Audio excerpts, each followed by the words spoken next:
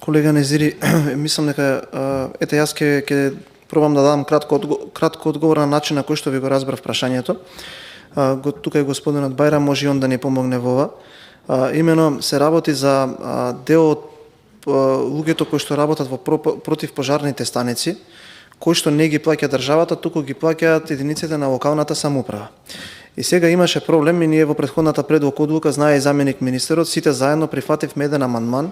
каде што обезбедивме, чинам дека беа 60 милиони денари,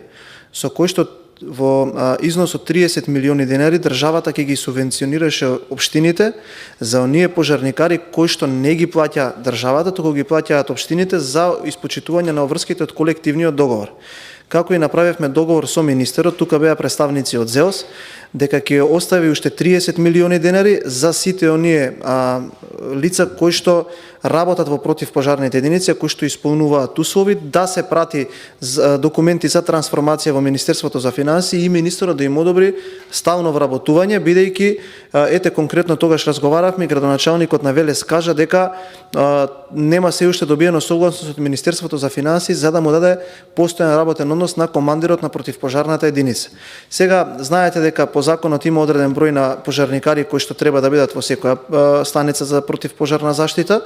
и општините, бидејќи немаат доволно средства од државата, плаќаат од нивни сопствени буџет. И амандманот во насока, како што јас го разбрав на колегите Панчо и на колегата Љупчо,